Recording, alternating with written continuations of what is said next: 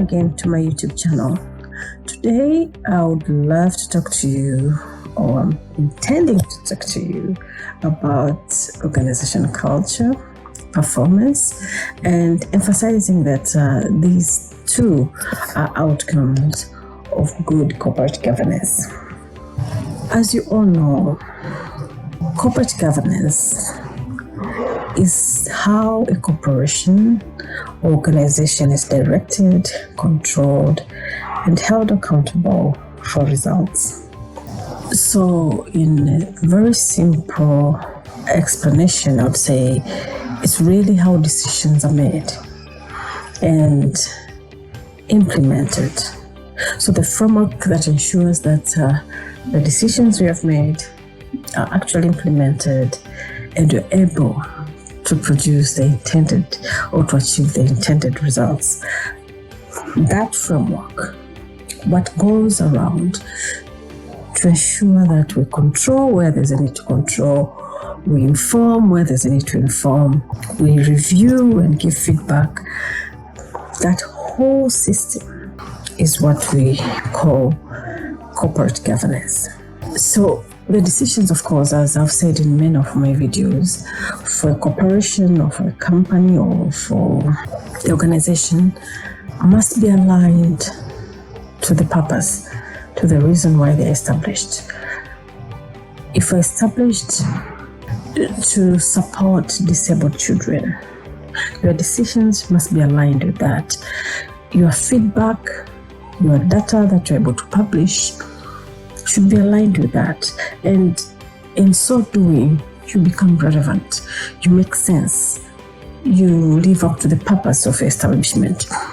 So these decisions that we make within a corporation, within an organization, must be aligned with the reason why we have been established.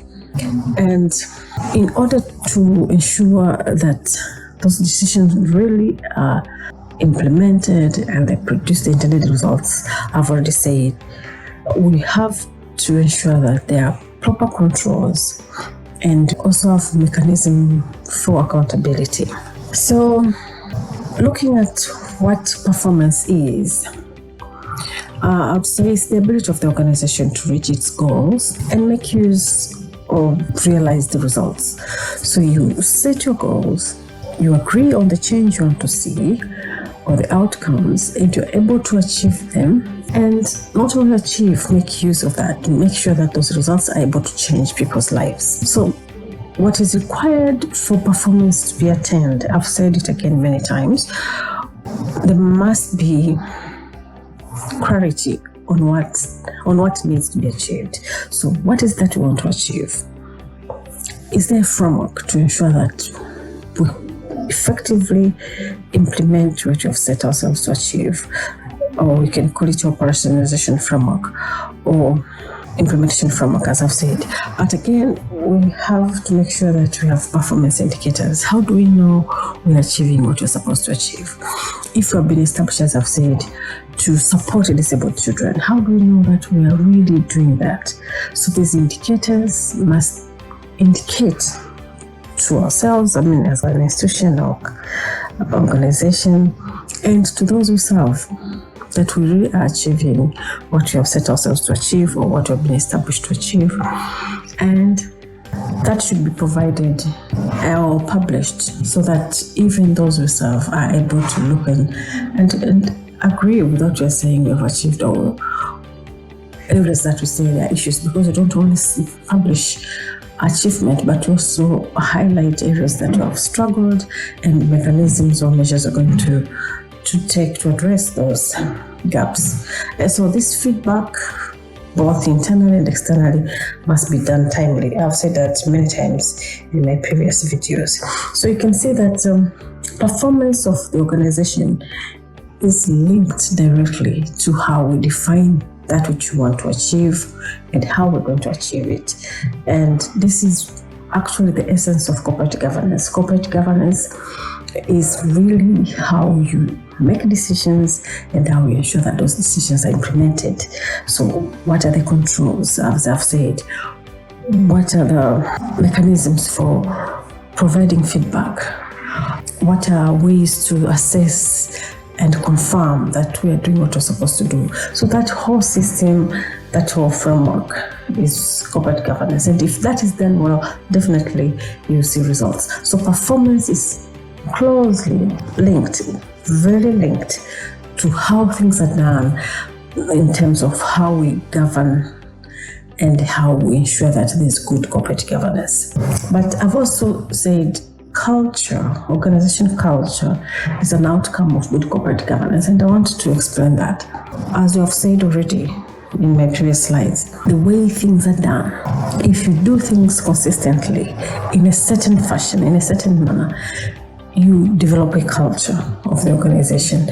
And organization culture, in short, a collection of values, expectations, practice that guide or inform actions and behaviors of members of the organization or a corporation. So when we make things clear, what is it that we are doing? What is it that we are going to contribute to? How are we going to assess ourselves? How do we define results? How do we promote? How do we reward for performance? If all that is clear, people get tuned to that way of doing things, that becomes their corporate culture or organization culture. So you can see that where there's poor corporate governance, where people or employees are not clear about what is it that's supposed to be done and how it is done, then definitely you create confusion and you create assumptions that are sometimes very destructive. People assume things are done this way. There's no clarity. People suspect. People may not have trust because there's no systematic way of doing things. There are no policies and procedures on how things are done. There's no compliance in terms of how we have set ourselves to do things and how we do them. So when we agree, these are the values that guide or will inform the decision of our organization or operations, and then we comply and make sure that we live to those values that we have set for ourselves. We reward when we have to reward.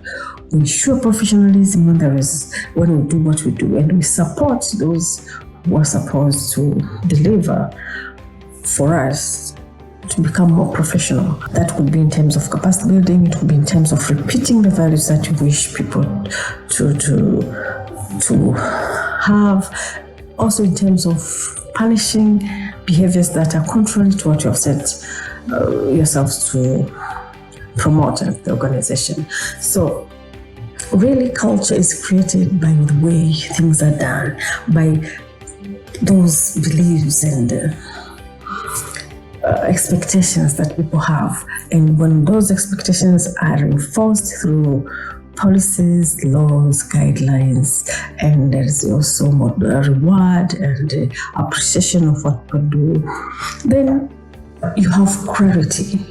You have clarity of what is expected from you and how you should go about doing it, and that becomes a culture of the organization. So organization culture could motivate or demotivate employees if things are done in an unstructured manner without following policies and procedures. You promote for no reason, you demote, you fire for no reason, then you create a culture of suspicion, a culture of fear, and then definitely that impacted negatively on the performance of the organization. So you can see from what we've just discussed that you cannot isolate good corporate governance and performance of the organization or the institution. You cannot isolate good corporate governance with the culture of the organization. And all these things must be spearheaded by the top leadership so that they filter down to all members of the organization or of the corporation accordingly. So as I've said, when there's clarity on the decisions that are supposed to be done, when there's clarity in terms of implementation of those decisions, when there's clarity in terms of controls, we have clear controls, laws, policies, guidelines, standards, monitoring and evaluation procedures, and reporting. We are setting a standard that's create or build or enhance the culture of a corporation, and we are setting ourselves for results, for performance, because we know what we're doing. We know when things are not right because the framework is clear. We evaluate, we report, and we're able to address issues on time. So corporate governance is a foundation for good performance of the organization, of a corporation, and is a foundation for good corporate culture. I hope this short presentation has been helpful, and I wish you the best. Please continue to watch my videos and remember to subscribe. Thank you very much.